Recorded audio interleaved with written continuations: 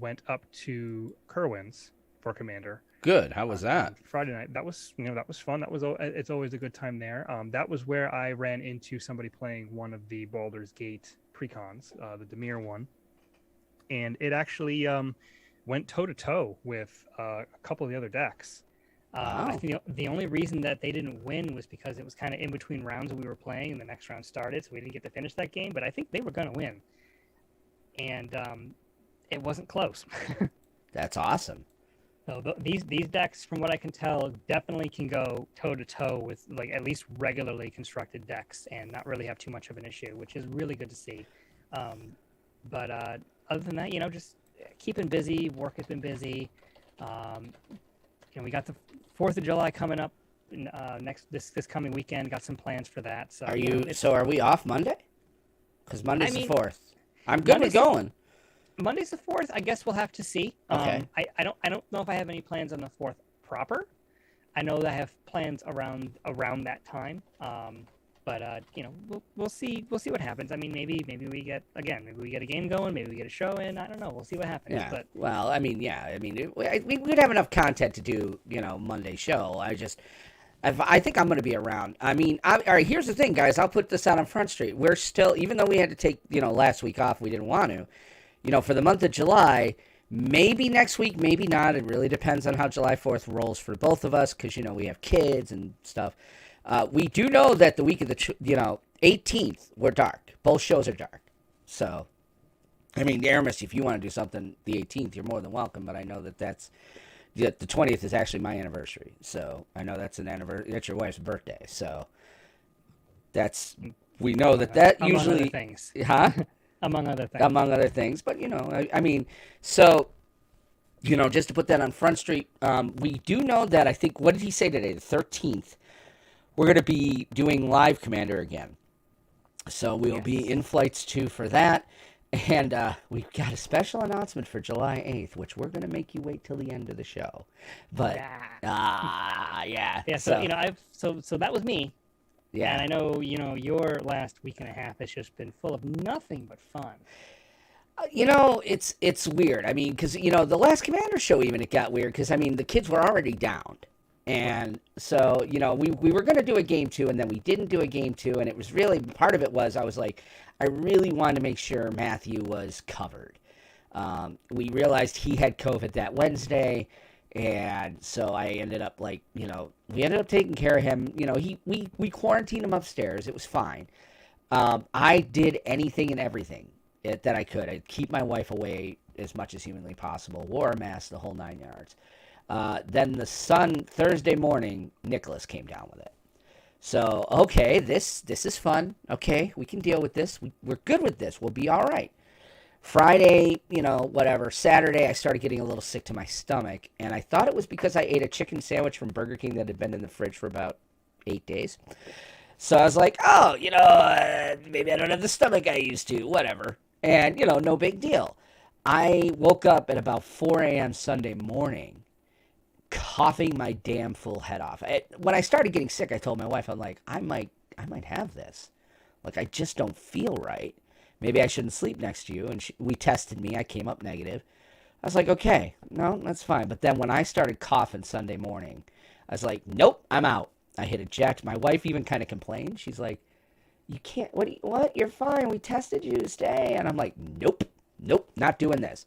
Rushed downstairs and stayed in my office. And sure enough, I ordered new tests from Walmart. I had Walmart send me different tests. Did a test from there, and boom, 2 lines, like almost immediate. I was like, oh, shite. Yeah. So like, buckle up, boys. Here we go. Yeah, well, and that's just it. I was sick Sunday, but it wasn't horrible. I told my boss, I'm like, hey, I don't know how I'm going to feel tomorrow, but because I work from home, so I'm kind of like, maybe I'll power through. No. Monday, Tuesday, Wednesday didn't work a bit. Not a bit.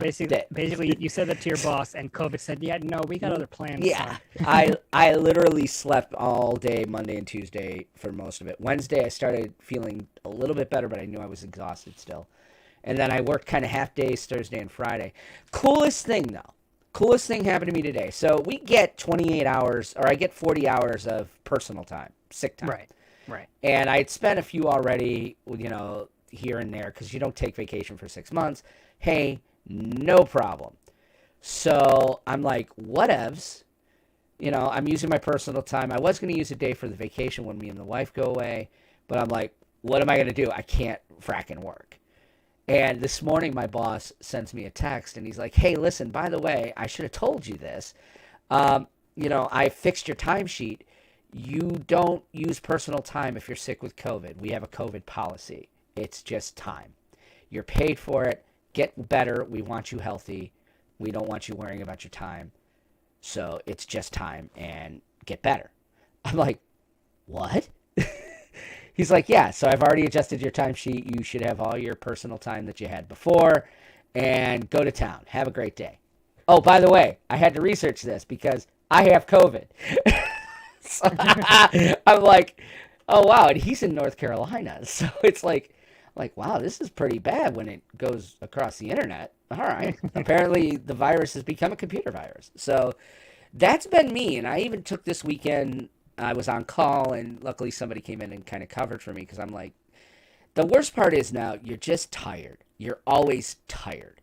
I just have no energy. I worked all day today, and I had to get done with work, and I took a nap. I'm like, there's just nothing you can do. So those are people out there that are like, it's not real, but shut the hell up, man. That thing kicked. I am not a sick dude. I don't get sick. All right. I will, cancel the show if I'm not feeling well because I want quality, but I will work my job. Like, I don't take sick days. I don't, I'm old school. You work through that.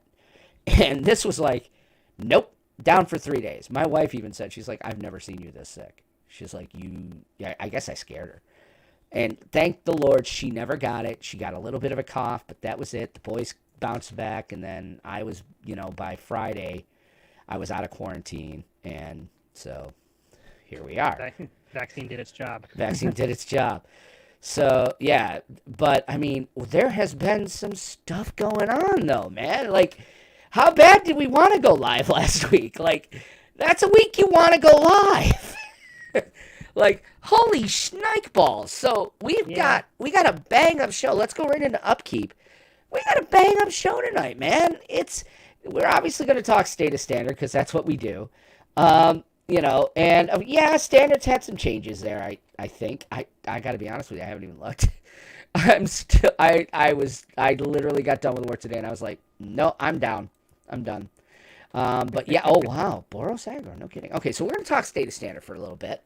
Then we're going to pivot right from there to everybody's favorite topic, yours and mine and everybody's, Double Masters 2022. Now, we're not going to do the preview cards because you know what? Every other show has already done it, the whole set is out. What we're going to talk about today is the sheer power level. So we're going to bounce around the set to some of our favorite cards. We obviously, if you're a listener to this show for any length of time, you can probably anticipate some of our opinions on some of the cards that they spoiled and that are out there. And so absolutely, you're not going to be surprised there.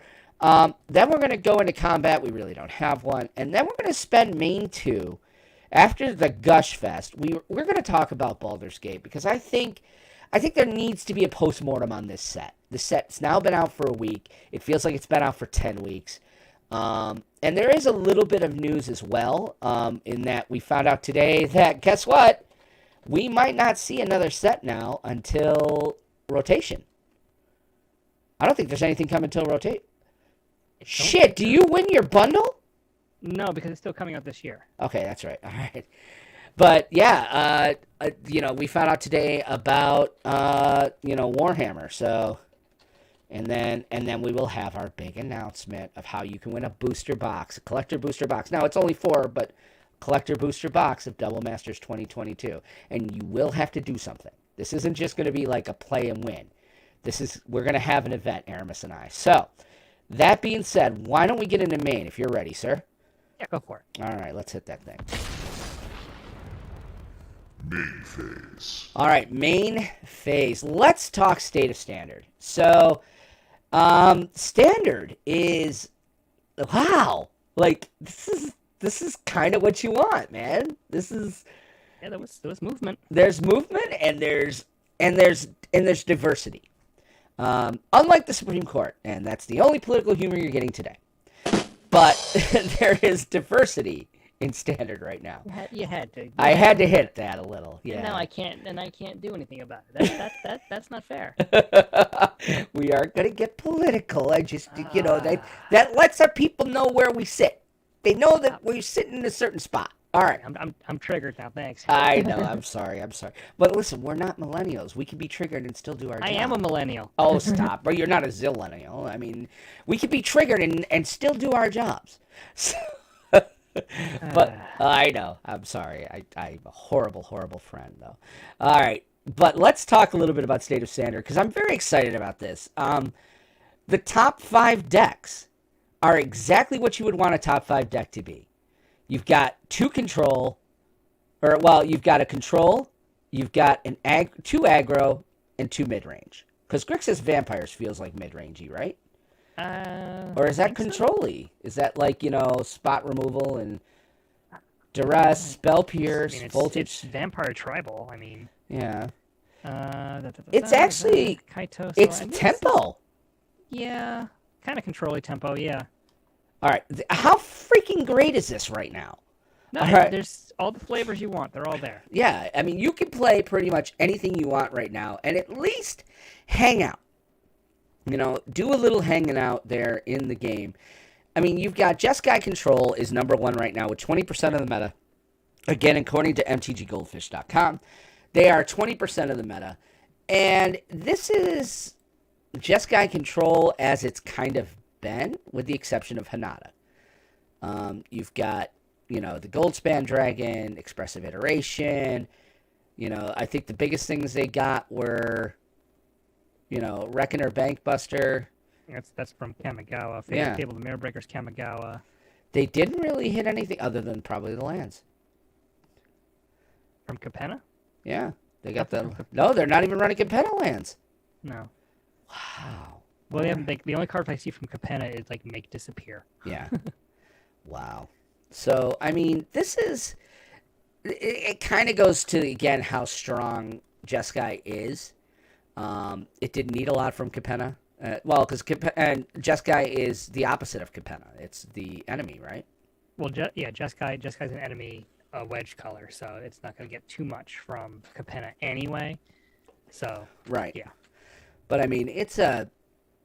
Jawari Disruption is a freaking powerhouse. I love that card for early disruption.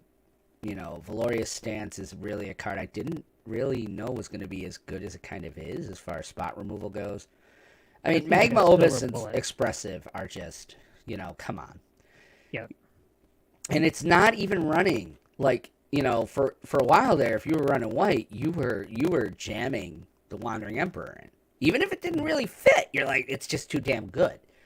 And this is like, nah, I'm good. Don't need it. I mean, it's still a $340 deck, but it's number 2 sitting at 6 points behind, and I think this will continue to move up, is the Boros aggro. Like, this is, using, let's see, we got Hopeful Initiate, Bloodthirsty Adversary. This isn't even using a lot either, is it? Brutal Cathar, Sunrise. Now, White's kind of fallen off a little bit the last couple of weeks. Yeah, and this is, again, not using... This is also another one not using New Capenna. Okay, so you've got to ask yourself, was New Capenna a bust? I mean, I think Capenna shored up things that needed it, and it wasn't it's not one of those sets that shakes things up in and of itself, but... Right. It provided help to... Well, I mean, Ledger Shredder is a really big card in Legacy. Right. And obviously the Triomes are huge in Commander.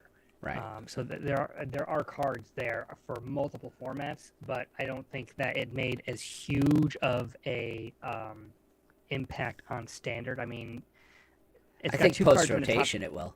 Yeah, to post-rotation probably, yeah. Like, of the top 10 cards overall played in Standard right now, there are 2 cards from New Capenna in there. But, it's Disdainful Stroke, which is a reprint, and that's the most played card, and then Make Disappear. And So Dylan, I get that. I'm just asking the question. We're content creators, man. Calm down. it's not. It Gotta wasn't have one the of those- conversation. Like there's definitely creatures Yeah. from New Capenna that have made it in. Well, I mean, But- Grixis Vampires is full of them. Obviously, Grixis took Grixis got a lot of love. You know, and I love the fact that they're using vampires for it. You know. Yeah, and Tenacious Underdog is a really good aggressive card, and that's the second most played creature behind Goldspan Dragon. Corpse Appraiser's in there, and that goes in the vampire deck.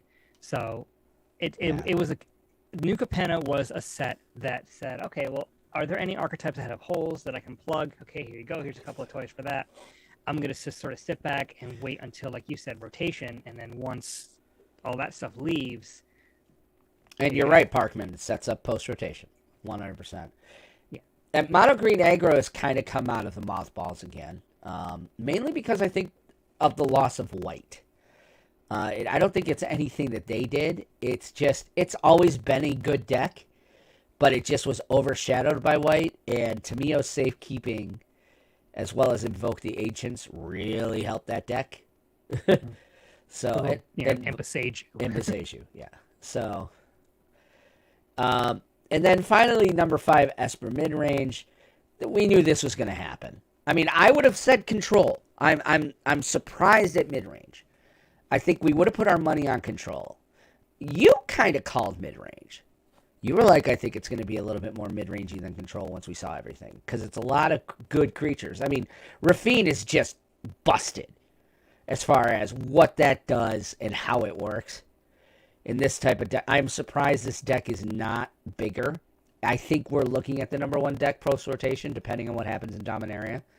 Well, also depending on what this loses in rotation, because I think it loses some of the cards that it really likes. It's going to lose Legion Angel, but there's only one of. Well, no, check the and sideboard. Luminarch Aspirant. The other 3 are in the sideboard. Okay. And then Luminarch Aspirant. I mean, those are 2 big ones and, right there. I mean, Meat Hook Massacre will survive. That's a beautiful card. It Vanishing loses Verse goes Amarius away. Call and Vanishing Verse. Infernal Grasp, I think it loses that as well. No, because that's a Midnight Hunt. No, that is Midnight Hunt. Okay, so that'll stay. I thought that was Dungeons and Dragons. The D&D and the Midnight Hunt set look a lot alike. They really do. But, I mean, so Standard is probably the healthiest it's been in a long time. Is it fun? Man. That depends. Yeah. That entirely depends. Is it fun? Depends entirely on how you're consuming Standard. Right. If you're on the ladder, then it's never fun because Arena is not about fun; it's about winning. Right, and taking your money. And taking your money. If you're jamming these decks at Friday Night Magic or playing with your friends in paper, then yeah, I think Standard is a lot of fun because you're able to interact with your opponent and talk and just talk shit and things like that. Right. It depends. Like I said, it depends on the venue. Depends on how you consume it. I mean, if you're cutthroat competitive, then yes, this is fun for you because you have multiple options to find your angle, find something that speaks to you, and play that deck to the maximum potential ability that you can get it to. But at the same time, if like one of these color combinations just happens to speak to you as a more casual player who just wants to play a good fun deck, Boros Aggro is cheap and it's competitive. Mono Green Aggro is cheap and it's competitive. If you want to go more expensive, I mean, Esper Midrange is the most expensive deck in the group at $500, and that's largely because of Meat Hook Massacre and the Wandering Emperor and the Goldspan Dragon. Well, Goldspan Dragon's not an Esper. Oh no, I was saying Jeskai. I thought you said Jeskai. My bad. I thought the most expensive deck was Jeskai. Most expensive deck. Oh no, you're right. Holy shit! Meat Hook Massacre. Wow, dude. Meat Hook Massacre and the Wandering Emperor. And yeah, so. But yeah, there's variety, there's different levels of power, and there's something for everybody here, and nothing is so crazy. They're like, oh my god, this needs to get banned. Like, remember when we were previewing Capenna and we're like, oh my god, Obnixilis is so broken. Yeah. I don't see it anywhere. No, I don't either. I think you will. I think post-rotate, depending on what Dominaria does, but Dominaria is going to probably involve a lot of the things we're losing, like, well, no, because the Sagas will stay. Because they came in with, Ranger class was AFR. So, yeah, the Sagas will come back. There'll be new Sagas because that's where they introduced Sagas before was Dominaria. So, maybe. I foresee them bringing Dominaria having Sagas again. I could see Dominaria being like a 5-color set. Oh, yeah, absolutely. I think they might step up the power level because it's the 30th. I don't think they will go Throne of Eldraine level. If they do start to, this is the problem I have though, is that they seem to lately step the power level up at the first set of rotation, as opposed to the 5th set of rotation, where it's like, yes, it's only here a year. Fine, step the power level up, sure, no problem. When they step the power level of Dominaria up, guess what happens? That's stuck with us for 2 years. Like, that, again, I still think rotation should be 6 sets no matter what. We should have a rotation every time a new set drops. You have a 6-set life cycle. When the 6th set drops, boom, the oldest set drops off rotation. And it's just a constant. I think that is how you keep Standard fresh. Hard enough to keep track of things now with all the sets coming out. You want to rotate even faster? Yes, absolutely. I want to rotate even faster. I do. I think we should rotate faster. I think Standard should be consistently and constantly rotating.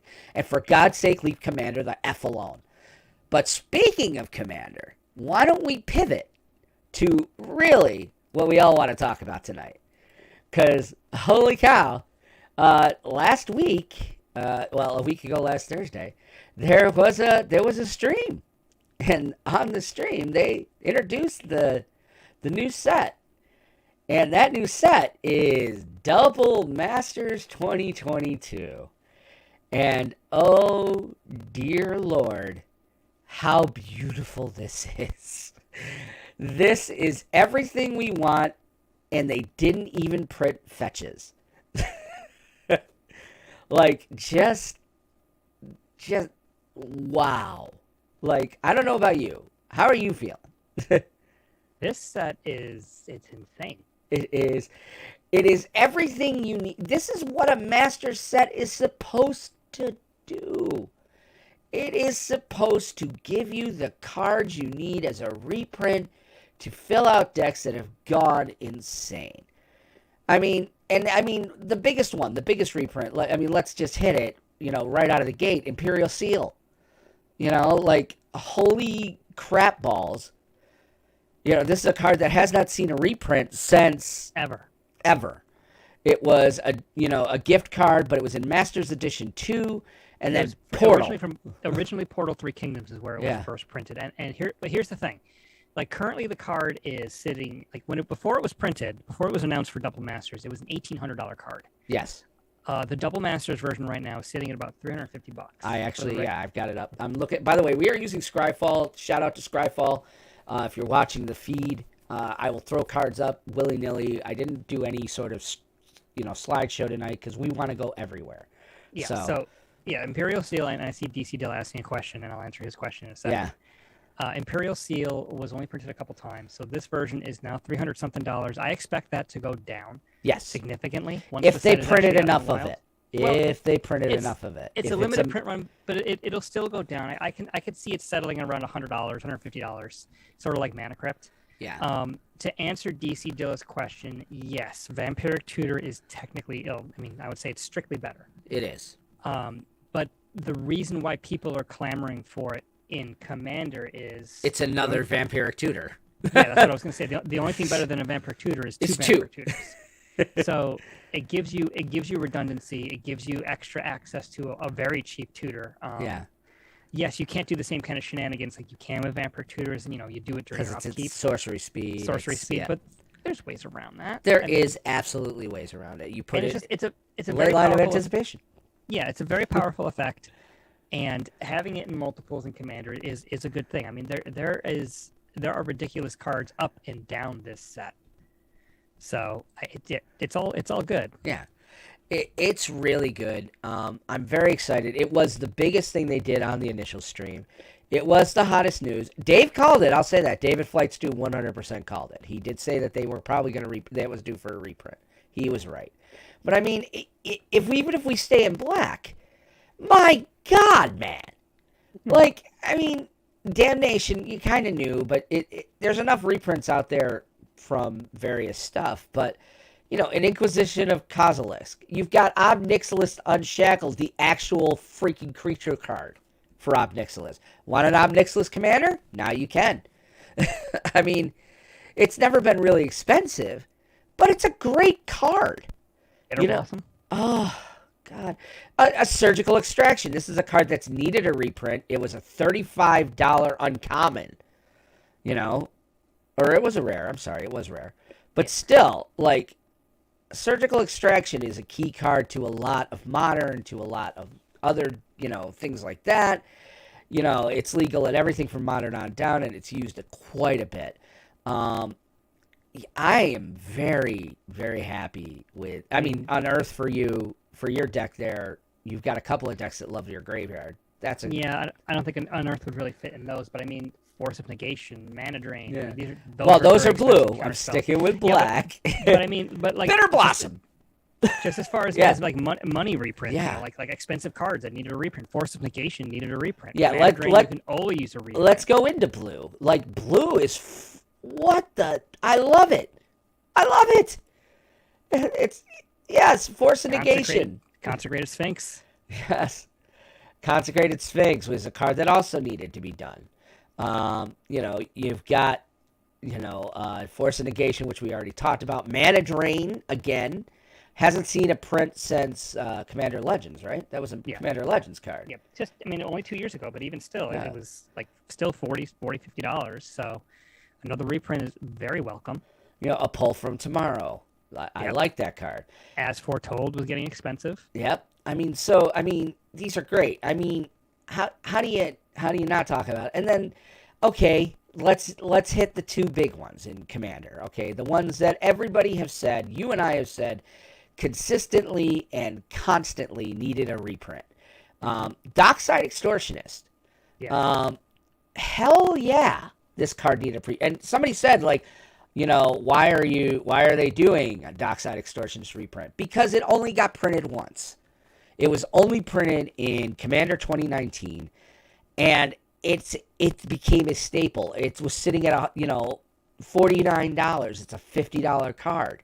Well, it was before this reprint. It was $80. Yeah, so now it's gone back down to $49 to be used. Which is still too expensive. Yeah, don't get me wrong. It's going to go way down even more. I mean, this card will go back to 20. But here's the thing. Dockside Extortionist sees more play than Imperial Tutor. Largely, supply has a lot to do with that, but I think Dockside Extortionist is a more powerful card in Commander than Imperial Seal. So I think the price on this will stay about where it is and then start creeping back up because, again, this is not an unlimited print run. No, and that's the problem. Wizards... what the fuck? You know, you do this, and then you're like, it's a very limited print run. Why? Why in the world? Sell out. Yeah, and you know what? You know, you did it last year with what? What was the last year's? Ultimate Masters or whatever it was? There was no Master set last year. No, what was it called? It was, what was the big one last year? Not Double Master, but it was, oh, crap. I mean, you could still, Modern Horizons 2. It wasn't a master set, but it was. But that's an unlimited print, right? Yeah. You can still get boxes of Modern Horizons. Right. Too. They should have done that on this. I'm sorry. Yeah. You know, this is kind of bullshit. They sit there and say the secondary market doesn't exist, and then you do something like this. Mm-hmm. Smothering Tide's got a reprint. Right, and that's where we're going next. Is you've got Dockside Extortionist, and then just on the last day when everybody started talking about like, oh god, they're not going to do Smothering Tide. How do you not do Smothering Tide? You're doing Dockside. How do you not do it? Boom! It's in like the last round of Smothering Tide is coming and getting a reprint. Again, another card that absolutely needed a reprint. Teferi's Protection got a reprint just last year in Strixhaven. So, I mean, I'm glad it's there. But Smothering Tide is, I mean, this card was getting up to around $80, wasn't it? Tithe was holding steady at about 40, 45. Okay. It's at 26 now. It was creeping up, and it needed a reprint. I mean, there's so many opportunities for it to be reprinted, so I'm glad that it's here. Right. But again, luckily they kept it at rare. I was fully convinced they were going to put it as mythic. Right. But like, going to other reprints, I mean, another Portal 3 Kingdoms reprint that was surprising, but people were happy to see was Warrior's Oath. Yep. That's an extra turn spell that you lose the game at the end of the final turn. So it's a sorcery speed Final Fortune. I mean, one of your favorite cards, Allosaurus Shepherd, got reprinted. Yes, I was about to say that, and it's getting a foil. If you ever play green, how do you not love Allosaurus Shepherd? What? So let me get this straight. For 1 green, I can put something out there, and All my green can live for a while. Okay. Bloom Tender's a huge reprint. Concordant Yeah. Crossroads is huge. Food Chain. Yeah, I mean, Green Sun Zenith is kind of the biggest one for me there. That card always needs a reprint. I think it should be in all, and same with Oracle of Moldiah. Yeah, they got it in Jumpstart, but just incredibly, the economics of this whole thing are astronomical. There are a ton of cards here. This should be what Commander Legends was. This should have been Commander Legends too, because it is a Commander Legends like smorgasbord. We'll talk about this that more in main too. But there are a bunch of cards in here that I'm looking for, not only for the 4 remaining Commander decks that I'm building, but also for the cube that I'm building. There's a lot of cards here that it's like, okay, cool, I don't have to proxy this now if I open this. Because, right? Hey, there it is. But it up and down, just staples. All these cards that see a lot of play in a lot of different formats. I mean, it's almost everything you could possibly want from a reprint set. The only downside that I can see is really the print run. Again, the print run and the price. The price point, because it's if you weren't able to pre-order a box, a lot of stores are sold out of pre-orders. I think like either TCG Player or Card Kingdom are also out of pre-orders. Yeah. You're not going to be able to find a box now for less than like $360, $375, $400. Right. I mean, we're paying retail to Dave, and it was not cheap. No, it's expensive, and it's 24 packs as opposed to 36 for a draft box. I mean, yes, there's double rares, double foils, but still fewer packs. The collector box is 4 packs for $400. Right, but you can get your hands on one since you're a listener here. We'll talk about that too. We'll talk about that. Yeah, we'll have an opportunity for you to get your hands on one. But I feel like since this was a reprint set, yes, there is some new art, not a lot of new art. No. And there's not as much work that goes into a reprint set. I mean, because obviously they do this with a draft environment in mind, and there are draft archetypes with this. They said that all 10 wedge colors or tricolor combinations are draftable in this. It shouldn't be $15 a pack. It shouldn't be $400 a box or whatever it is. Hold on, you have to stop for a sec. Hi, Wen. Okay, go ahead. I can't hear anything. I know, I didn't realize you couldn't hear. Yeah, all right, Wendy was on. You're good. Okay. But yeah, I wish it was cheaper. Like for me, there's no reason these packs shouldn't cost more than $7. You know what I mean? But then again, there's no reason they should cost more than $4. No. But this is going to be ridiculous. They'll sell out even at Walmart. They're going to sell out even at Target. Yeah, the EV is too high. Yeah, it's you are not going to find these unless you find them on the day they come out. And this is what's gonna happen is that we're gonna hear again. We're gonna have the stories that the Pokemon people have. This is the type of set that's gonna make Magic people become Pokemon people, and everybody's gonna try to buy 12 of them. Don't forget. There actually are product delays with this set. Yeah. Like there's not the full allocation of like collector boosters and draft boosters is not going to be available at launch. Right. So there's going to be an eventual second wave, but like that never materialized with some earlier sets. So there's at least a question that you have to ask yourself: will this happen again? Right. Where the initial run, once it's gone, sorry. Well, and I mean, I could say this right now: Aramis and I have a box. You can't not. There will 100% be the booster box showdown from Aramis and I. Like that's just going to be a slugfest. Or it's going to be epically awful. Or we're going to both get 2 terrible boxes that have nothing in them. And we're just going to be like, oh. Well, I do know that looking at what Saffron Olive he crunched the numbers. Yeah. And the EV of these boxes is around $500. Right. So, I mean, we're going to have fun. So this is going to be crazy. I mean, well, think about it. Look at the first 3 cards on Scryfall. All right? Yeah. We didn't even talk about that. They're the Eldrazi. The Eldrazi Titans, yeah. Emrakul, Kozilisk, and Ulamog. Like, what? I mean, EV Esbercool is banned in Commander. You're never going to play it. But Ulamog and Kozilisk DC EV is expected value. Yes. So basically, they're saying like if you pay $350 for a box of Double Masters, you can expect to open about $500 worth of rares and mythics of value from the set, just because a lot of that is tied into Imperial Seal and Warrior's Oath. Right. And then also just the ultimate foil version. The Mana Vault is Mana Vault's up there. You know, Concordant Crossroads, Dockside Extortionist, Smothering Tithe, Mana, Force of Negation, Mana Drain. All these huge reprints. We're gonna open one of those. Each of us will probably open one of those. Each of us will probably open. I mean, I hope I don't get a Renin 6. It'll be my third. But I know you're hoping. But I mean, dude, Hydroid Crisis. I didn't realize they were printing Hydroid. I love that card. It's like one of my favorite cards. That did not retain its value. I know it didn't, but what a fun fucking card, man. And they downshifted it to rare. I know. I love that card. So you'll probably open that, but that's the thing. Like there are so many 20, 30, 40, Kalia the Vast, $80 cards in this set that unless you get a complete dud, which by the way is possible, there's plenty of like Lord of Extinctions in there. That's a $5 mythic. Yeah. So I mean, Nicol Bolas God Pharaoh is Muldrotha though it's a mythic. Muldrotha was always a mythic. Okay, I wasn't sure. Muldrotha's always been a mythic.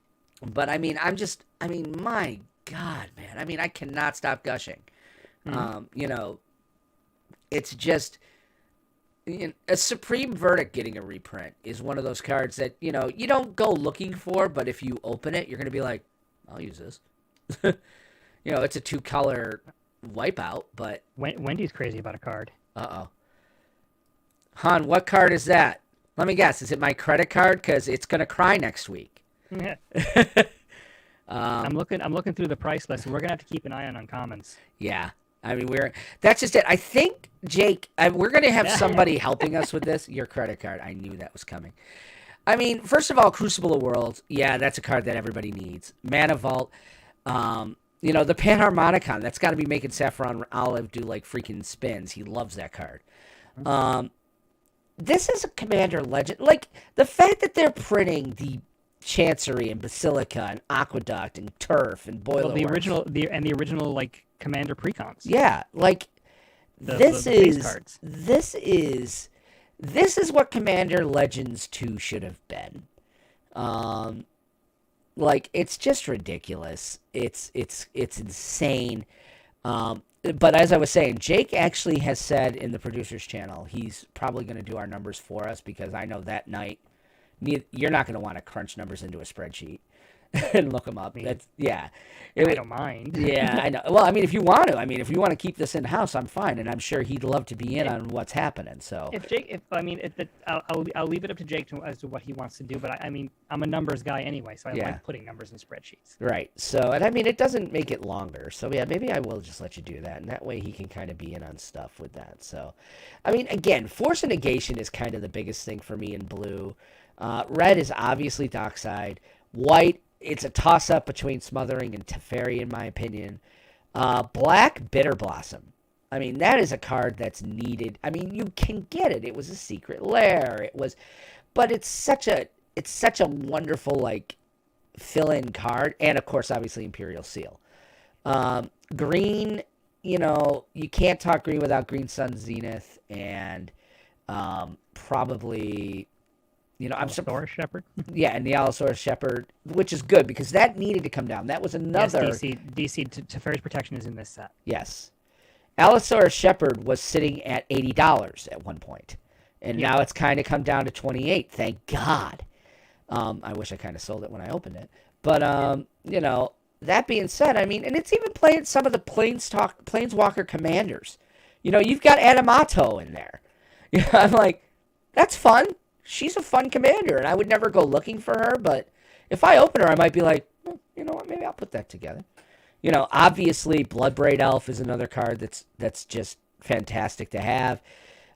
There is just, you cannot help but hit value. It's like, scroll the screen, close your eyes, point at the screen, you're going to find a card in one of those 3 rows that are worth at least $10.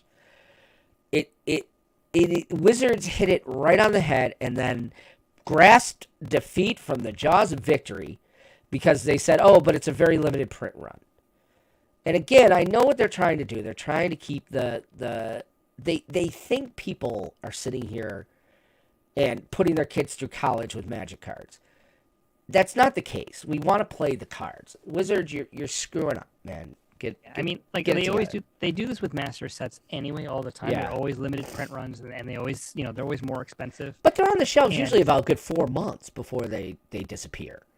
Yeah, but it depends on where you go, though. Right, that's true. Some stores, they get their one allocation and that's it. Yeah. But reprint sets like this one, I hope this becomes closer to the norm.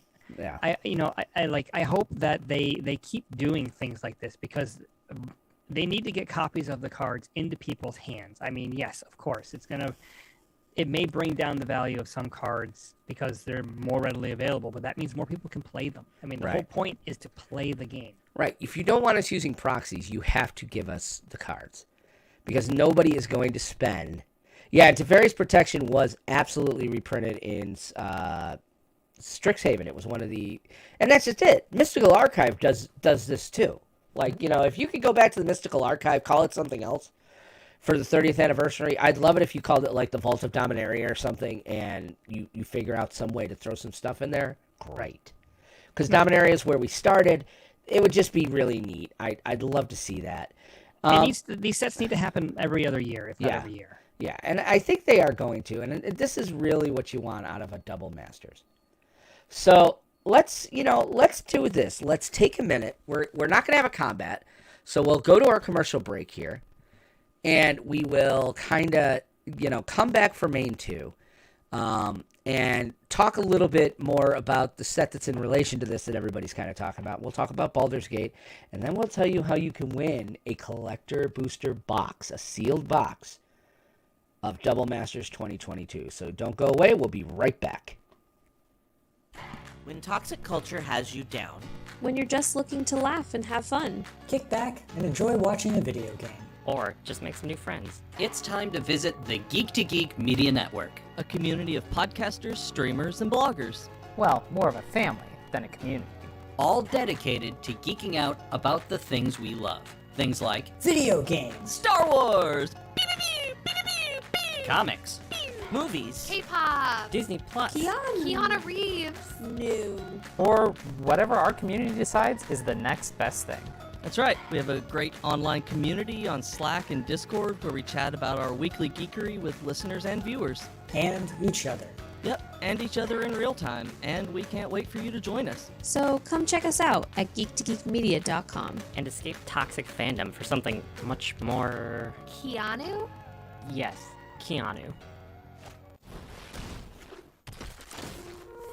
Combat phase. And in combat phase, we play a fog. So now we're back to main. Main phase. All right, main phase. First of all, Vidalcan Orrery. I'm so glad they're reprinting that. Phyrexian Altar. Yeah, the 2 cards that needed it. I mean, just like you said, you just go up and down the list. There's millions of them. Phyrexian Altar in my lovely fun deck. I believe that has to happen. So. Yeah, I think it's pretty much a given. I'm surprised you didn't already have it in there. I don't think I do because I think it's a $95 card. It was a $50 card. No. Makes me sad that I got rid of it when it was Invasion. I know, right? All right. So let's talk a little bit about Baldur's Gate. Commander Legends 2, otherwise known as Commander Legends Not Really.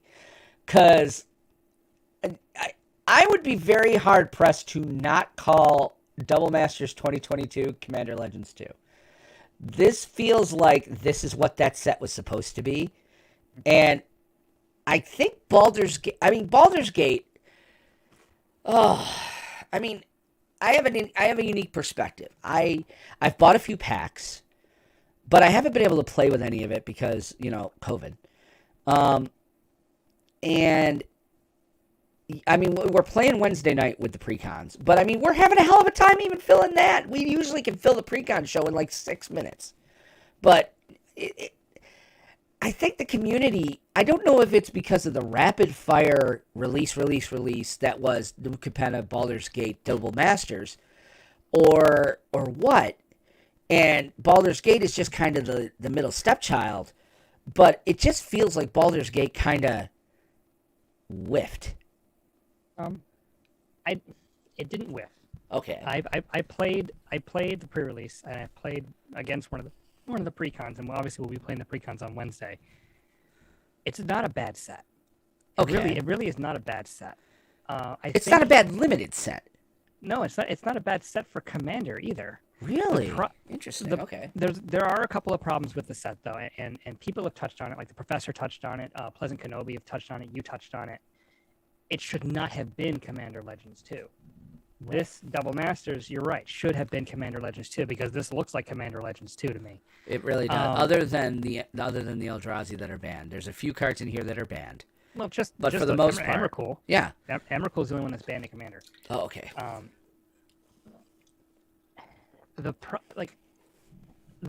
One of the good things about Commander Legends 2, Battle for Baldur's Gate, Dungeons and Dragons, Electric Boogaloo, whatever. Right. Longest set name in the history of set names. No, you're not even kidding. It didn't have anything that was bonkers crazy, automatic, like have to have in Commander, and I think that's a good thing. Except for the dragons. And even then, that's only if you're playing dragons. Right, which I am.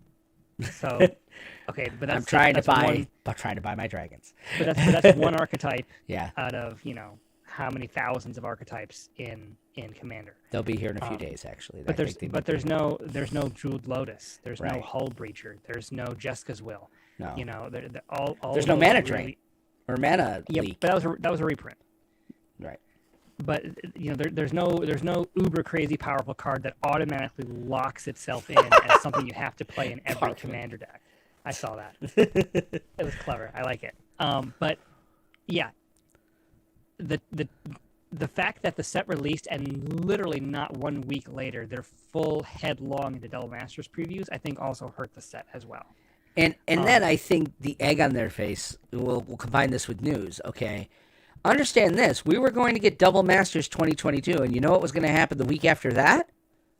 Previews for Warhammer 40K. Like, that was coming in 3 weeks after Double Masters 2022. I think not anymore. Yeah, but that wouldn't have taken the wind out of Commander of.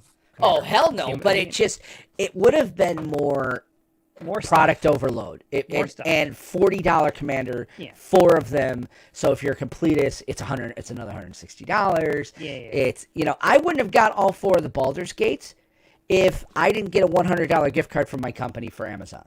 That's literally how I bought it, and I found a guy selling it I think for $130. So I threw $30 in, and I have all 4.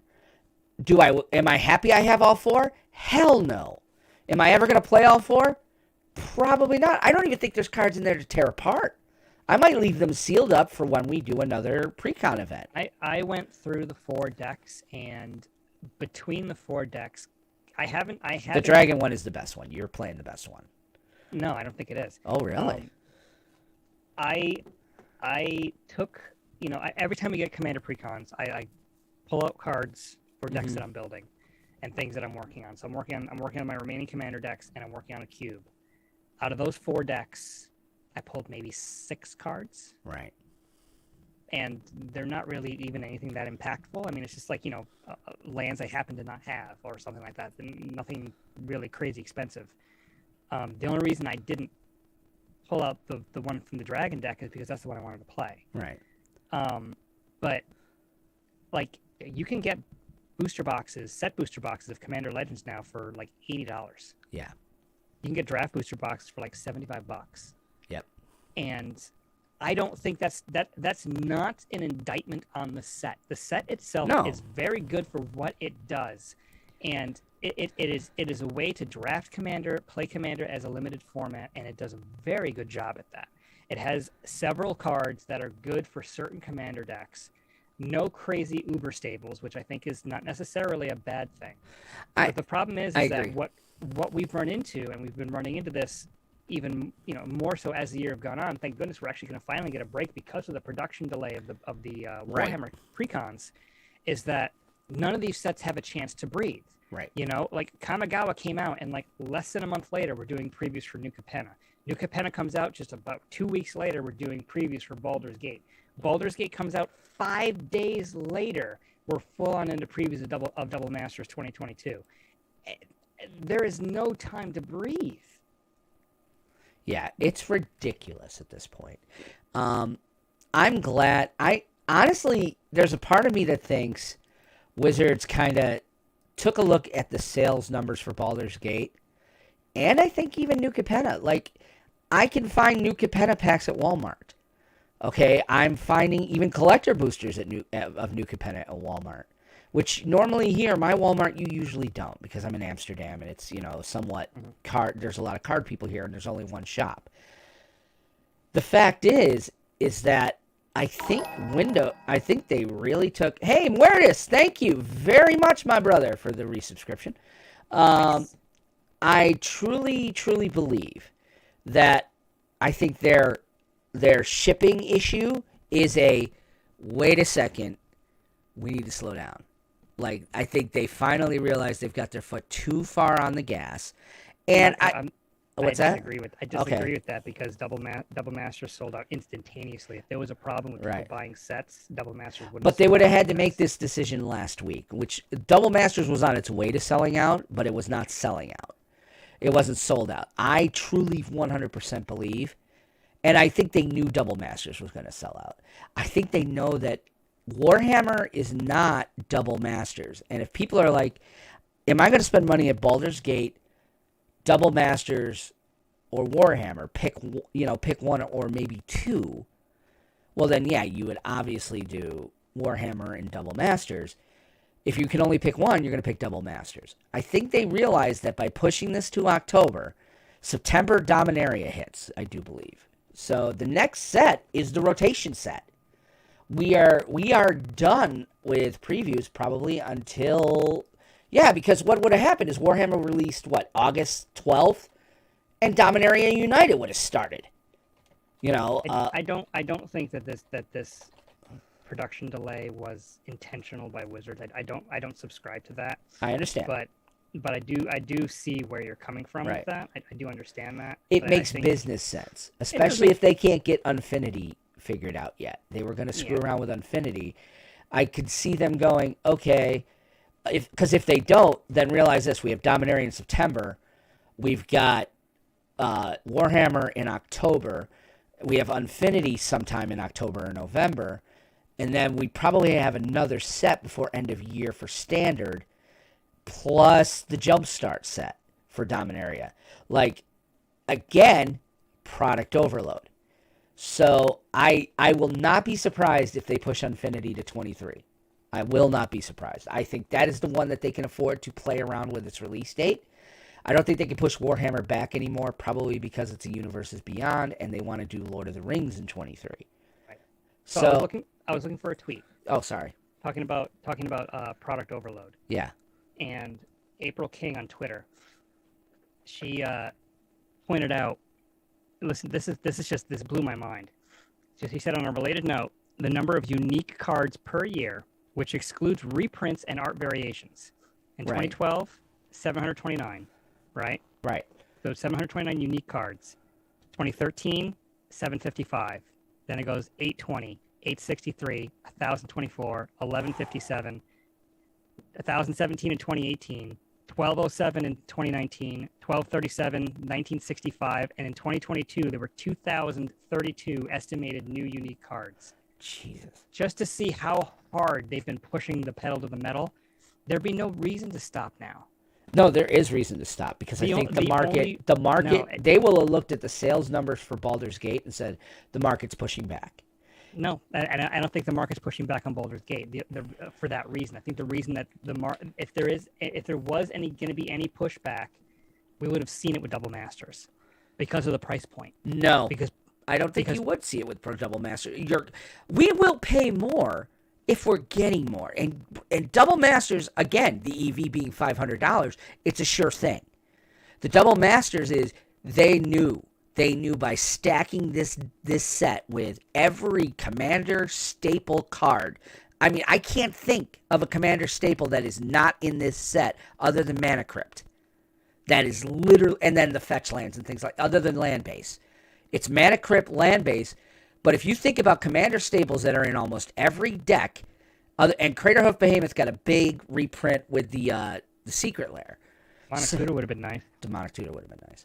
But Swords of Plowshares gets reprinted a lot. Yeah, Swords of Plowshares gets reprinted every 7 Mystical seconds. Tutor, Enlightened Tutor, Worldly Tutor, Sylvan Library.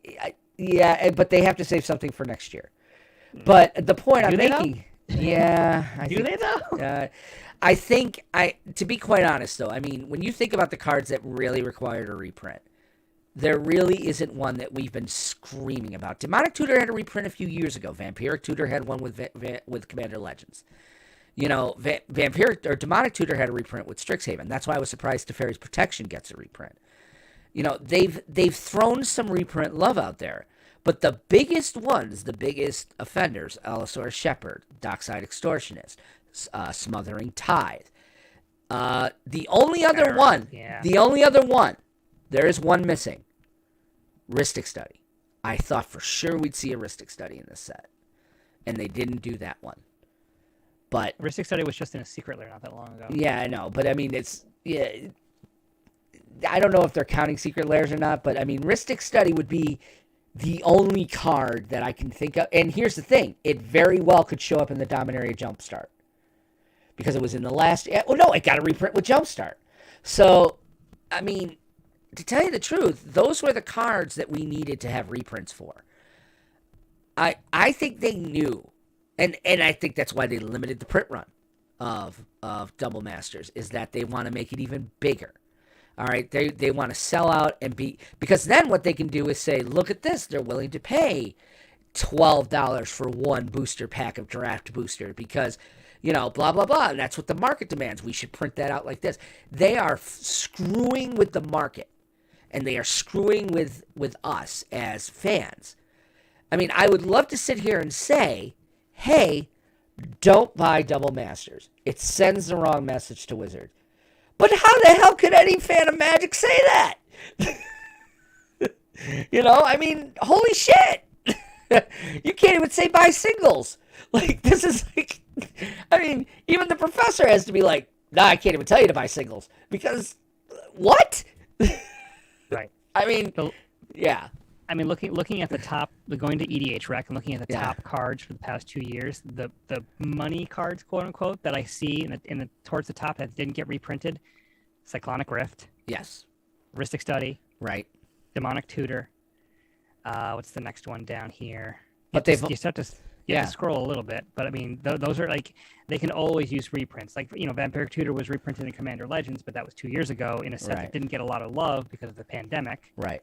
You know, Dockside is there, but then Enlightened Tutor, Fierce Guardianship would have been really nice. Yeah, I think they should have put Fierce Guardian. Fierce Guardianship should be honestly, that's the thing.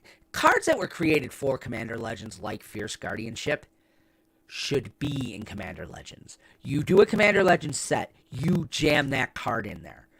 That will also sell Commander Legends. If you know that a Commander Legends set coming out is going to have certain staples of Commander Legends, it will sell the card. Deflecting Swat would have been nice. Deflecting Swat would have been a beautiful thing. I mean, there are cards that are missing. Yeah. But I think really Baldur's Gate's problem is that it is 100% fatigue. I think we're going to see this fatigue again. Right, but I don't think the production delay is because of product fatigue. I think it's legit supply chain. Oh, the Professor's booster box game is going to be stupid. He's going to go like 10 boxes deep. I'll love to see that. I'll love to see that. Here's what's going to happen. All right, now you know what? Let's pivot to that. So we kind of talked about Baldur's Gate and we talked about the production delay, but we're getting a little long here. So let's do this. I want to reward you guys for hanging out. We have a Mondo big bad announcement. We are going to make an event. So, you know, with that being said, and the drum roll won't work, so, you know, I'll do the Wilhelm scream. There you go. You could do a Twitch ban in the meantime. We have a bot on Twitch. Yeah. We have a what? A bot on Twitch. We do not. Where's our Twitch bot? By fall. Oh, you're kidding me! You fucker. Get him. You rat bastard. I hope you get rabies. May your mother get cancer of the eyes. I'm just kidding. Well, he's a bot, so he's not real. Your mother was a hamster and Your father smelled of elderberries. But legit. Yeah, you get to be banned. Ban Madanev. You are banned, sir. All right. As I was saying, we have exciting news. So, last week during my fever dreams, the whole thing with Modern Masters 2022, Double Masters 2022 came out. And we found out that, this is just going to be a stupid set. So I immediately started thinking about making an event. So we are going to do that. Now, as you guys know, if you're longtime listeners to this show, Aramis and I, as some of our, bonus content, video content, usually at least every standard set, we either open a set booster or if we're really, really excited, we'll open a collector booster box of the set and call it the Booster Box Showdown. It's very rare we don't do it. We didn't do it with Baldur's Gate because why would we? But we are definitely going to obviously do it for Double Masters 2022. So, we are sponsored. This show is sponsored by Kerwin's Game Store, but as you know, Commander Craft is sponsored by Flights 2. Flights 2, given that this show is mainly Standard and the other show is mainly Commander, Flights 2 has kind of come alongside us. And we are getting, Aramis and I both are going to get a draft booster box of Double Masters 2022. And we're going to do a showdown. But there's a twist. So what the twist is this. We are going to do this July 8th, probably around 8 o'clock, which is usually when we do our booster box showdowns, 8 o'clock, 9 o'clock, depending on when we get home and get our kids down and stuff. That is the night of release. Yeah, that is the night of release. So if you have a release event, maybe we ought to rethink that date.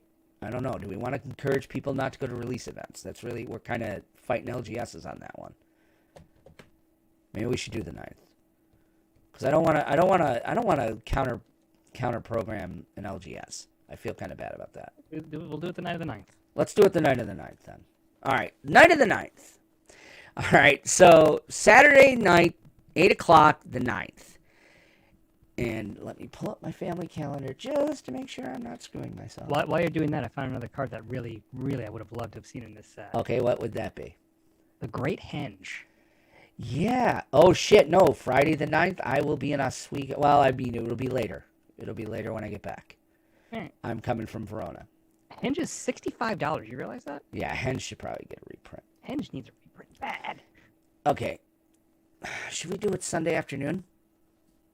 The 10th? That's kind of a good time for people to be able to watch. Because here's the thing, you have to watch this event. Or yeah, let me make sure that I can do that. All right. It's either going to be Saturday the 9th after 9 p.m. or whenever I get home. Socials. Yeah, huh? Stay tuned to our social media. Stay tuned to social and Discord. Or it's going to be Sunday the 10th around 2 p.m. But here's what's happening. Aramis and I are going to do a Booster Box Showdown at the start of the show. Or before the start of the show, if you go to the Discord or whatever, I will create a channel in the Discord where you can call your shot. Which one of us is going to have the higher dollar value of our boxes? So I think, according to the spreadsheet we use, I think we're even. You and I. I'd have to check. I am going there literally right now. Booster Box Bonanza. All right, let's see here. Last time we did it was April 29th. I won by $8 for for Strixhaven. So I have one.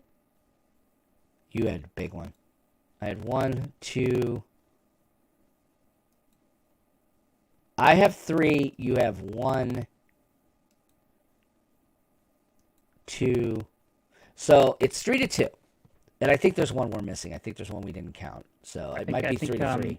Yeah, I think Kaldheim is not here. Yeah, Kaldheim doesn't look like it's there. I think we did Kaldheim, but I don't think we kept score. We lost the sheet or something. Let's call it 3-3. This is the rubber match. I'm willing to call that. I'll stipulate to 3-3. This is fine. Yeah. You can take the lead. All right, so it's 3-2 me. All right. in that, I mean, the one you did win with the freaking Kamigawa was because you pulled the freaking Jinga taxes for 140. Yeah. That's a beautiful night. So the last time we did it, I won 217 to $1.95. This time, there is no doubt in my mind. We're gonna blow those numbers out of the water. We're This gonna is be blow closer those to numbers out of the damn water. This will be closer to the actually the one that says Strixhaven. I see one for Strixhaven that says that's Collect- actually Those this were is collector actually boosters. Collector boosters of Zendikar Rising. Yeah, okay. So it's Zendikar Rising. We might have lost Strixhaven. So Yeah, we you must have pulled overwritten some that. stuff. You pulled some stuff out of Strix. So I remember But that. the total numbers are gonna I think are gonna be closer to that. That was 431 to 423. I think we're gonna be closer to that. So here's the deal. We're either going to do it, like I said, the night of the 9th or the night of the 10th, or the afternoon of the 10th. We're not going to do it the night of the 8th. Go to your LGS, man. Go participate, play with your friends. It is going to be Aramis versus Will. We will crack open booster boxes. We will, show them on screen. Anything a dollar value over $2, or do we want to raise it to $5? 2 and up. 2 and up. Anything 2 and up gets counted. All right, so that includes foils, mythics, and everything. Gets counted in our total, and the winner is going to be the one with the higher total. The reason we're going to have you guys call your shots is this. That'll be when we then go through the list and say, whoever won, if it's me or Aramis, whoever chose me, you only get 1 vote, by the way. Don't cheat. No cheating. If you cheat, I'll find out. You get 1 vote. If you vote for me, then we will take the list of winners who voted for me, and from that list of winners, we will draw 1 person to win a collector booster box, sealed collector booster box of Double Masters 2022. So you'll get 4 collector booster collector booster packs in a box, sealed, shipped to you, hopefully that week. And that's also part of flights too. They are giving us a big deal on that one. And FYI, if you win that box and you happen to open a textured foil Kozilek, that is the big money card of the set, currently sitting at $800. Yes. So we will let you know, okay, when this is going to be. We will let you know next week.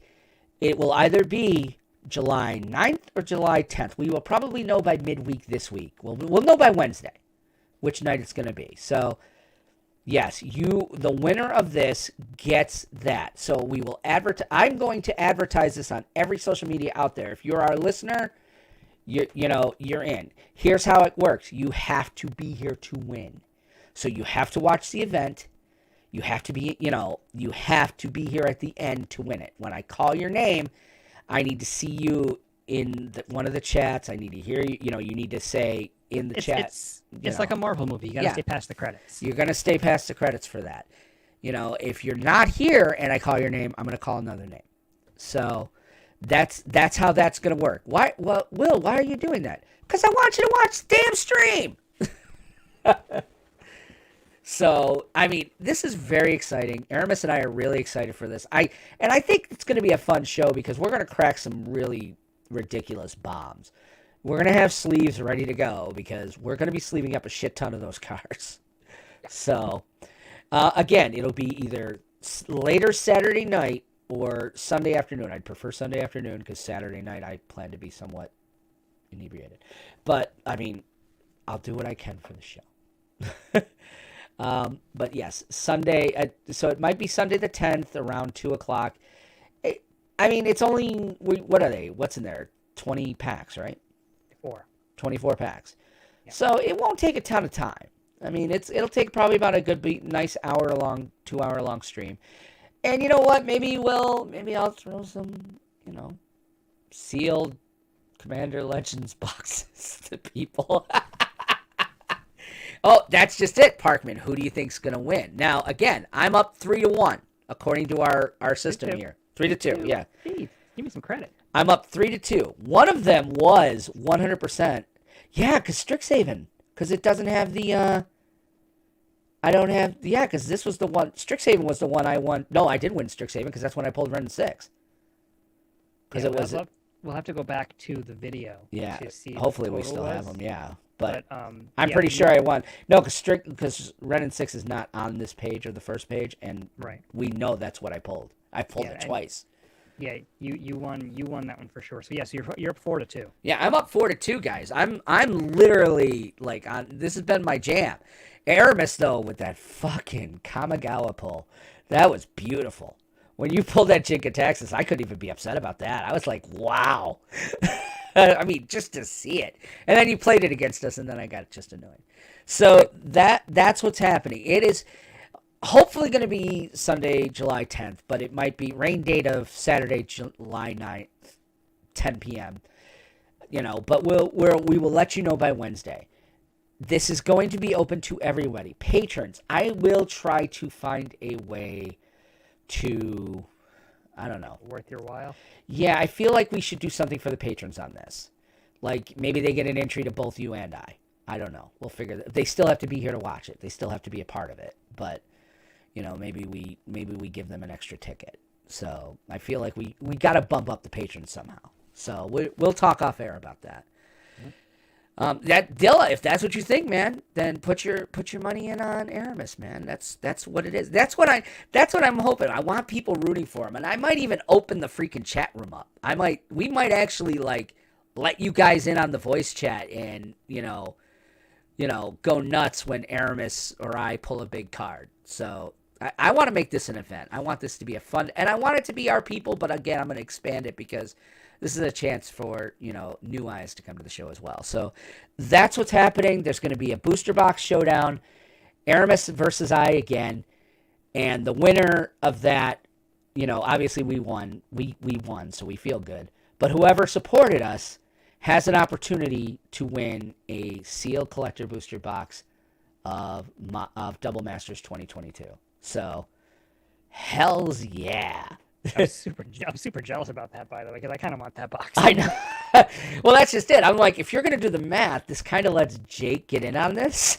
Because if Jake's doing the spreadsheet, he ain't in. I mean, technically he shouldn't be in because he's a network show, but I'm kind of willing to let that go, especially if we let Geek to Geek people hop in. So, in essence, it's kind of the same thing. So, how would you collect your prize? I will have to ship it to you. Yes. Yeah. And I won't take 5 months like I did with Kyle's. I took a little bit of time with Kyle's Midnight Hunt one. I kept bringing it, and then I kept forgetting, and I was at work, and I was in a jail, and every time you go to leave the jail, it was a pain in the ass. There are 1,000 reasons. It's all excuses. He did get it, and he was happy with it. But yeah, this is going to be a fun night. So we'll let you know Wednesday night exactly when it is if you're here. And yeah, patrons, be watching your patron feed. From Patreon, and I will put out there, and I'll also put it in the Patreon channel on the Discord, what we're going to do for you guys. We will come up with something. And this isn't like, hey, join our Patreon. I'm not going to make it so that a patron automatically wins, but I feel like we need to spiff the patrons somehow. Because, we haven't been on for Commander Legend, or Commander Craft very much. So, I want to do something to kind of thank them. So, be watching your feeds, patrons. So, place their bets a few packs into the event. Dill, I don't know about that. That's an interesting idea. Aramis, yeah, we can talk about that offline. I kind of like the idea of letting a patron have a ticket automatically for whoever they don't choose. Like they get one for each. And they don't really have to choose, because they're supporting the show. So, I don't know. Yeah, it would slow down the stream if I have to stop and let patrons choose something. You're right, Parkman. Because usually when me and Aramis start rolling like an avalanche, we go, holy shit, I opened this card! Yeah, this is great! Then I got to remember to switch the damn screen. So I don't want to be like, okay, let's pause here for 10 minutes for station identification and let our patrons choose. So, plus we've got patrons that are like, Jamie is in London. He's 5 hours ahead of us. Yeah, dude, we can't do it at 10 o'clock at night. That's 3 o'clock in the morning for him. Yeah, we might have to do this. See if you can do it from Sunday. Because now that I think more and more about it, 8 o'clock has to kind of be our limit. So yeah, I'll ask. All right. Yeah, check with her and tell her I love her muchly, and she's my second favorite person on the planet. So behind, you, and Wendy's a distant third. So, yeah. I'm back, baby. And by the way, can't even blame alcohol. Just Coke Zeros, man. All Coke all the way. But on that note, before I get myself divorced, End step. so as Aramis and I start rolling up our playmats, putting our cards back in their boxes, taking the pizza boxes over to the trash, because damn it, your mother still does not work in this Flights 2 fantasy store, we want to remind you that we have a great Twitch channel where we stream tons of content. I've been streaming some Minecraft over there and all sorts of stuff. Just look up the PlanesTalkers podcast channel on Twitch. You're going to see the shows we do. We will be there Wednesday night with Commander Craft, the Precon show. Hint, hint, please somebody sign up. We'd really like a fourth seat. You can also follow me on Twitch at Mindcrime73, and I hope to see you there. And if you want to interact with the show in a more real-time fashion, a lot of you guys have been doing that tonight on Twitch and other platforms, but the best way to interact with us in person is through our Discord. That is discord.planestalkerspodcast.com. A great community. Hope to see you guys all there. I mean, like I said earlier in the show, what I'm going to try to start doing is on the nights that we don't go live, I'm going to try to see if I can get some folks together for just a pickup Commander game. Or even maybe on some evening, if if things are slow at the house, I'll be like, hey, anybody up for Commander? Hopefully, we'll If he jam drugged some his games. son and put him to bed at, made him drink brandy. Yeah, go on. The drugs are approved by the doctor. Nothing illegal about it. He needs to sleep. ZQL, it's a beautiful thing. It's all right. 50 tons of melatonin never hurt anybody. No, it's fine. And they're gummies, so they taste amazing. Natural hormone. Yeah. Just to get some sleep. It's all good. Shut up, dude. Sorry, my bad. Yeah, so Discord, good place to interact with the show and Twitter. not talk about sedating your kid. Your dependent. Yep. And then also, we have a Twitter page at PlanesTalkerPod. We tweet sometimes. Go find us there. Yes, and my personal Twitter is at WR Benson. I'm not on it very much, especially now. I'm pretty much just following the coronavirus. Of course, you can always follow us on Facebook. Just go to facebook.com/PlanesTalker. Like and follow our page there. Don't forget as well, we do have our Commander Craft every Wednesday night where we play listeners like you in Paper Commander using webcams and Spell Table. This week is the Precon show for Baldur's Gate.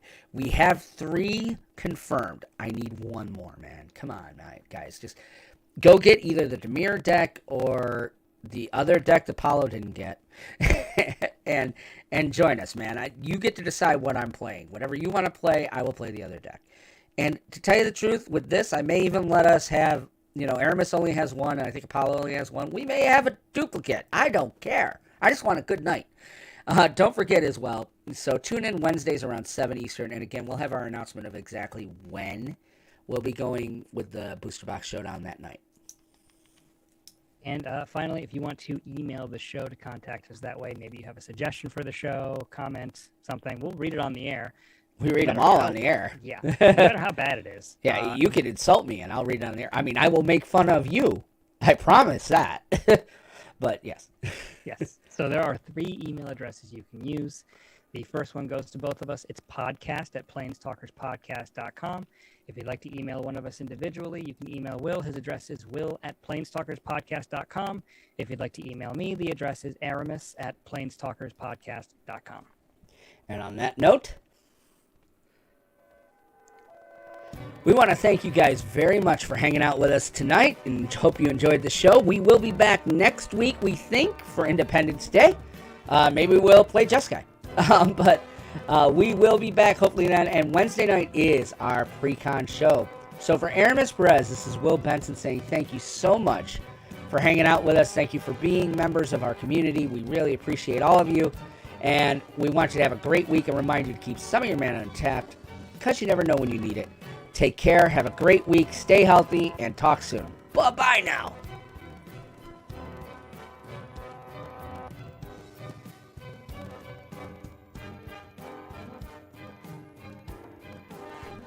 And we're out. All right, and welcome back, patrons. All right, so, yes. And I'm checking my email now because I thought somebody emailed us, but it does not appear that they did. Okay, no problem.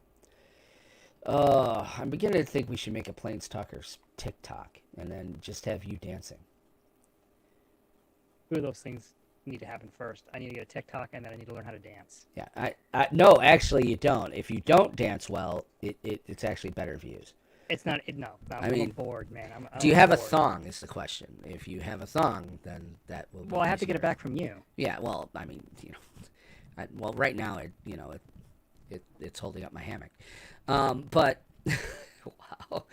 Yeah, and I guess earlier tonight the stream bowed out at around 8:20, but it stayed in the video. So if the audio recorded locally here, then we'll be good. So hey, patrons, welcome back. This is the post-game show. Aramis is saving his stuff. I'm saving mine. And dude, how much are you loving, like, Strange New Worlds right now? It's my favorite Star Trek right now. It's my favorite Star Trek, almost, period. Like, it's still gonna need to do some work to dethrone Deep Space Nine. But yeah, it's tough to dethrone Deep Space Nine. It's tough to deep throat Deep Space Nine. But yes, I'm with you on that. I liked you know what? Here's the thing, Parkman. That episode felt like an original series episode. They are channeling the fucking acid trip bong water bombasticness of the original series writers. Because that felt like somebody was sitting in a room, took a hit off their bong, and then said, well, dude, what if we did a fairy tale? And somebody's like, we should do a fairy tale. And literally, that's literally what it felt like to me. Well, it's okay. Total filler episode. Yes. It was a bottle ship. Yes. It was a bottle episode.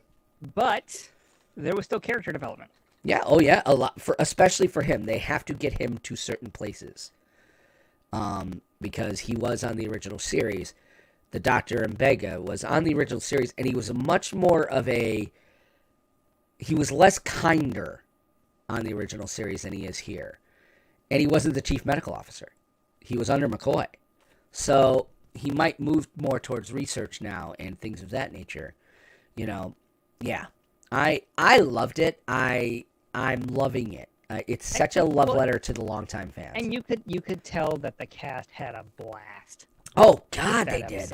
They had a ton of fun. Obviously, Black Bolt, Captain Pike. I mean, damn. He went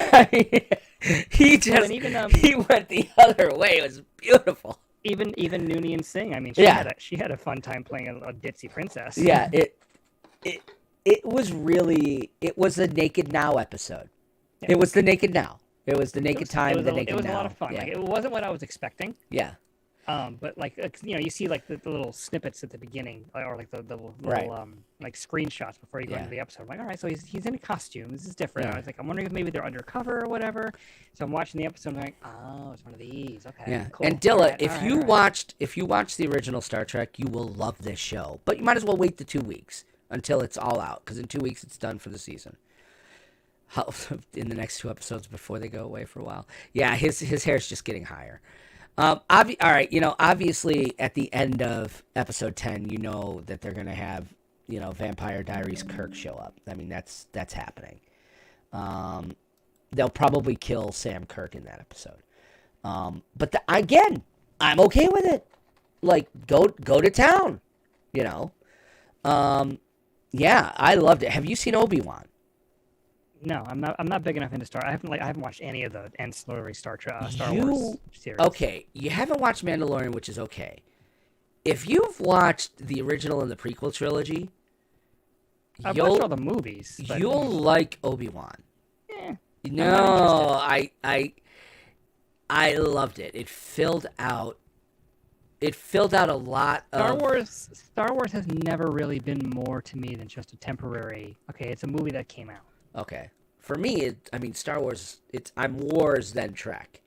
I always have been. Yeah, I've always been Trek by like. I know. Pardon the pun, but light years. Right. I've always been more War than Trek. I love Trek.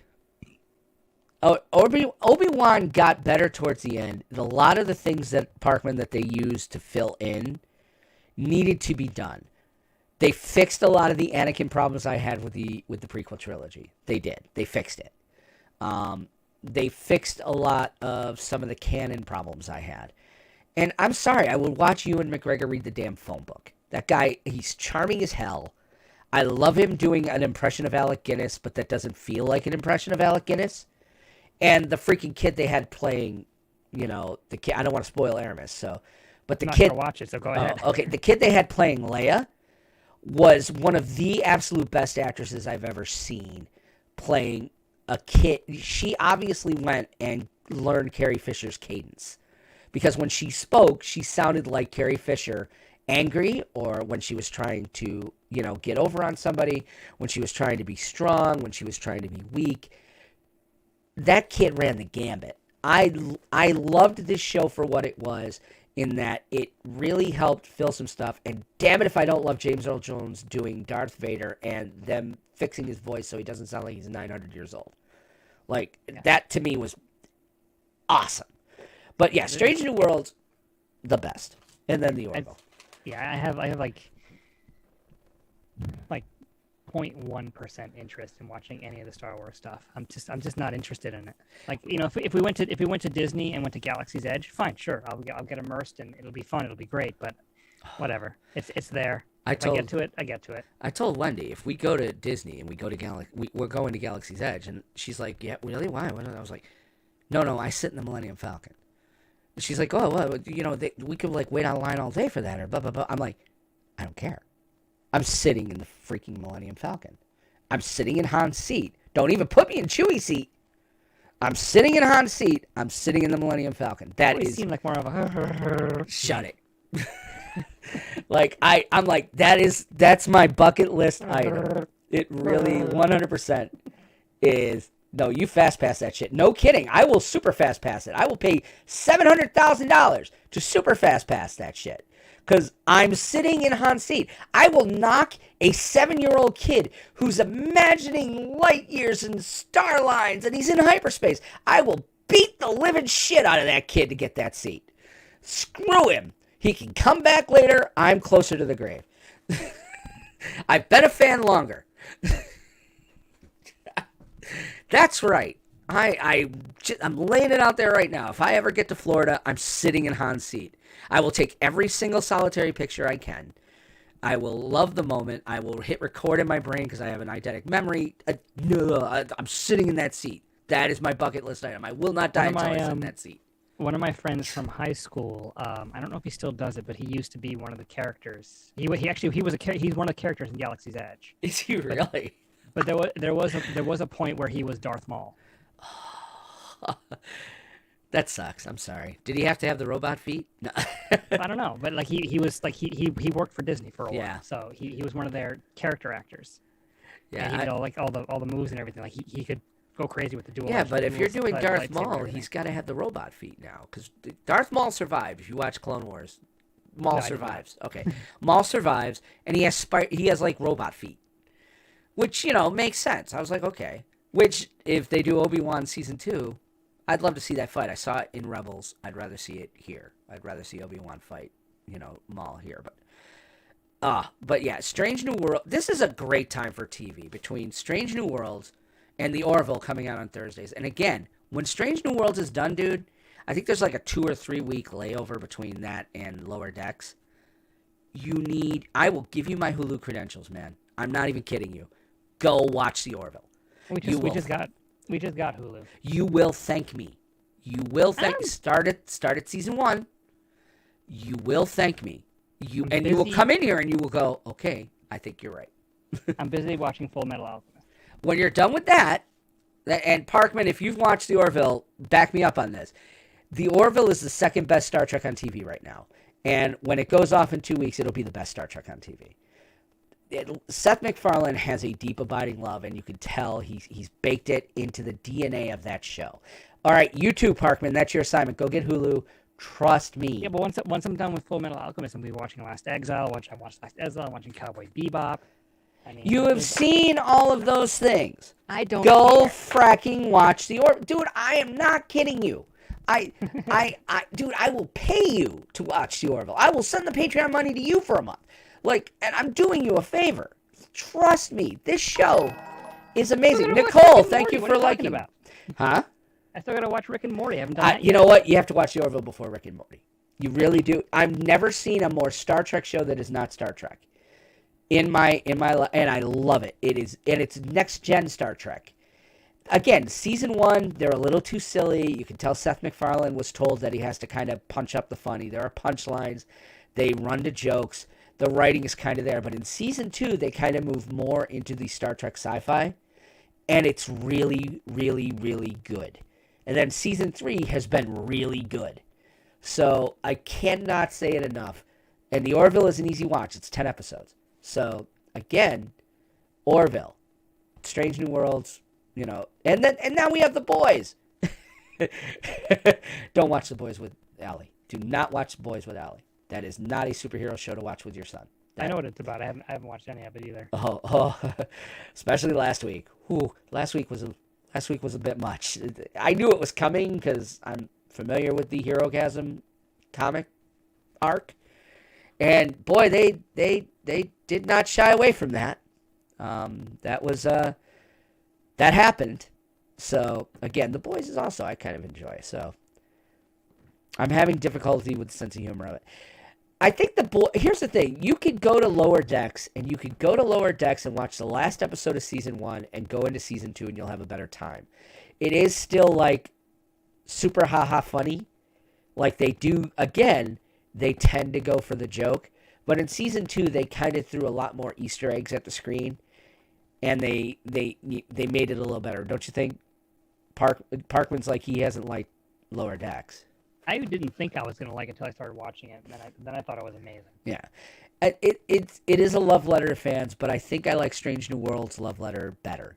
Like, again, there's so much in there for fans who watch the original show, like Chapel having a crush on Spock,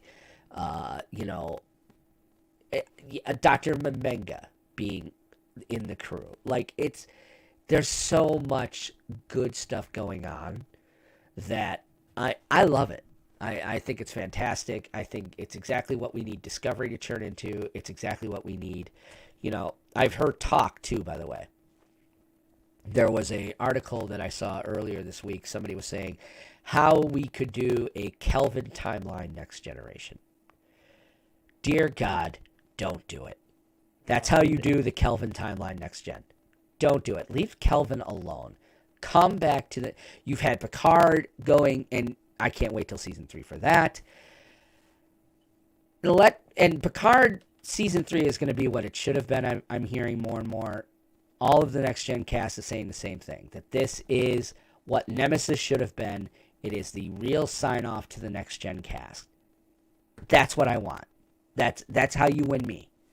For Picard season 3, dear God, do not bring Tom Hardy back and make it just cool, and make it a good goodbye to this crew, because unless they clone him again, they can't bring Tom Hardy back, right?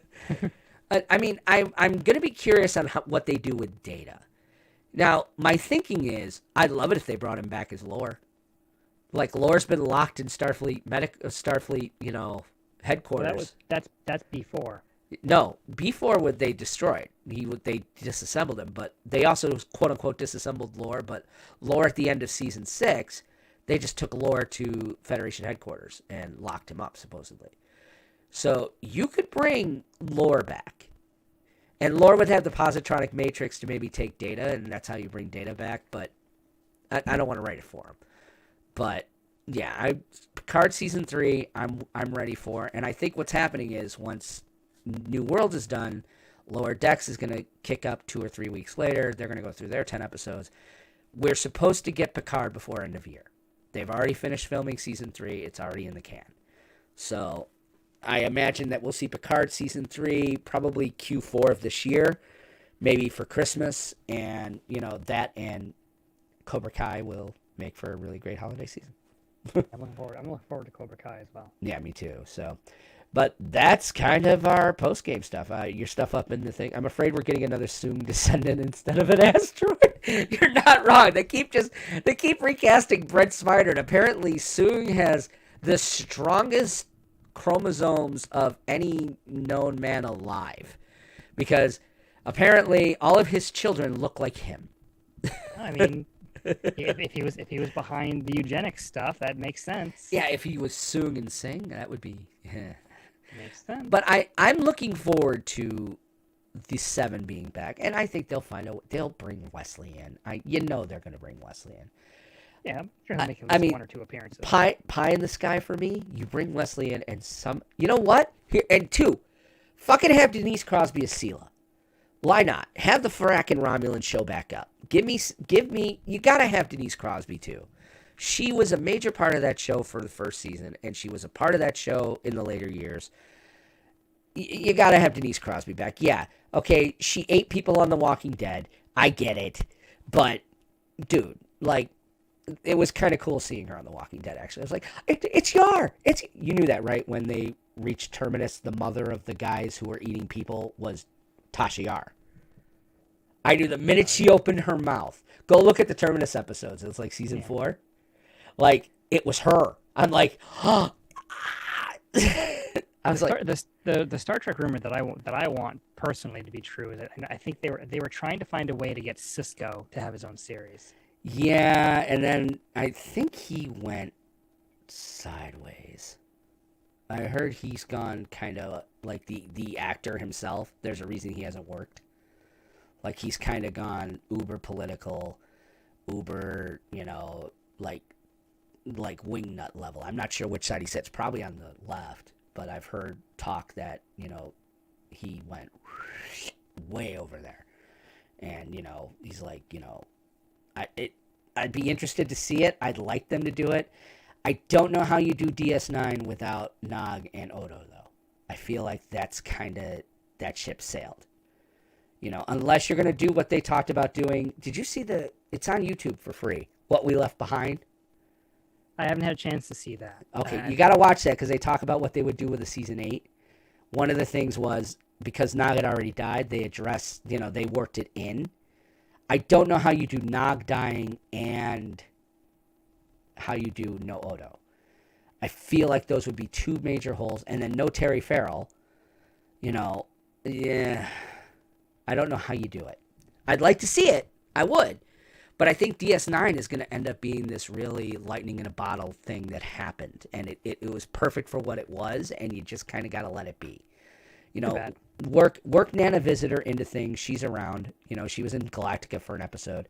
Bashir was on Game of Thrones. I mean, the actors are around. You can easily get most of that cast back. And, all right, if you can get Hawk to be cool, then absolutely have him come back as Cisco. And yes, I called him Hawk because I'm a child of the 80s and Spencer for Hire was a thing. But, if you can get him to be cool, absolutely. But, work him into, like, other stuff. I don't see how you do DS9 without that cast. I think, especially Rene Auberjonois, he was an essential part of the makeup of that show. I don't see how you do it. Would be like trying to do Next Gen without Riker. It would feel, every scene you'd feel like something was missing. Or even Geordi, you'd feel like something was missing. That's just my take. Yeah. But on that note, guys, we're gonna close this out. Patrons, thank you very much. Everybody else, thank you very much. Parkman, thanks for hanging out with us, of course. Again, we will let you know Wednesday night about when we're going to be doing the Booster Box Showdown / Win-A-Box. So, hope you guys can make it. Thank you very much. Check out our stuff. Have a good week, and bye-bye.